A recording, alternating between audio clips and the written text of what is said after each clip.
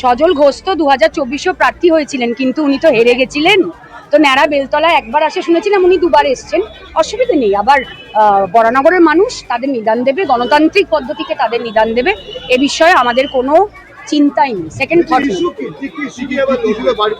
আমাদের ইস্যু, আমরা ইস্যু নিয়ে লড়ি না, আমরা ইস্যু নিয়ে, মমতা বন্দ্যোপাধ্যায় ইস্যু নিয়ে, সাধারণ মানুষের ইস্যু নিয়ে রাস্তায় নামে, এবং আমরা রাজনীতি করি না সেটা নিয়ে।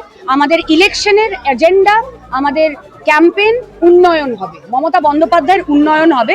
অবশ্যই যে এসআইআর এর প্রতিবাদ বা এই এলপিজি সিলিন্ডার পাওয়া যাচ্ছে না আকাল, এখানেও আমি খোঁজ করছিলাম যে পাওয়া যাচ্ছে, কারণ এত ভক্তরা এখানে প্রসাদ খায়। তো এই আকালের বিরুদ্ধে মমতা বন্দ্যোপাধ্যায় গতকালকেই মিছিল করেছেন, কিন্তু ইলেকশনে আমাদের এজেন্ডা উন্নয়ন, যেটা সারা বছর মমতা বন্দ্যোপাধ্যায় প্রত্যেকটা মানুষকে দিয়ে থাকেন। এবং আমি আমার ক্ষেত্রে বলবো, আমি উপনির্বাচনে জিতেছিলাম, আমি 5 বছরের টার্ম পাইনি, আমি 1.5 বছর সময় পেয়েছিলাম কাজ করার জন্য, এবং 1.5 বছরের মধ্যে যতটা সম্ভব আমি করেছি, এবং সেই বিশ্বাস থেকেই বলছি যে বরানগরে তৃণমূল কংগ্রেসের প্রার্থী জিতবে, মানে আমিই জিতবো। সুপ্রিম কোর্টের অর্ডার পাস হওয়ার পরেও এখনো সাপ্লিমেন্টারি ভোটার লিস্ট আমরা কিন্তু পেলাম না।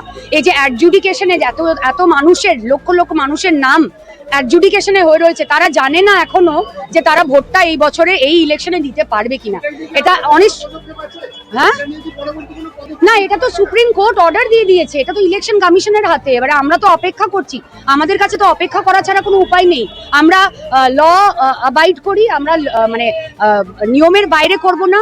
সুপ্রিম কোর্ট, মহামান্য সুপ্রিম কোর্ট যেখানে অর্ডার দিয়ে দিয়েছেন, আমরা এই নির্বাচন কমিশনের অপেক্ষায় রয়েছি যে তারা এই সাপ্লিমেন্টারি তালিকা কবে বের করবেন। যে মানুষগুলো অনিশ্চয়তার মধ্যে রয়েছে, তারা বুঝতে পারছে না, আমাদেরকে ফোন করে জিজ্ঞেস করছে, দিদি আমরা কি ভোট দিতে পারবো না, আমরা তো 24-এও দিয়েছি, তাদের আমরা কোনো উত্তর দিতে পারছি না। আমরা বলছি যে অপেক্ষা করো, আশা রাখছি, ভরসা রাখছি সুপ্রিম কোর্টের উপরে, তারা যখন মানে হস্তক্ষেপ করেছেন, নিশ্চয়ই ঠিক হবে।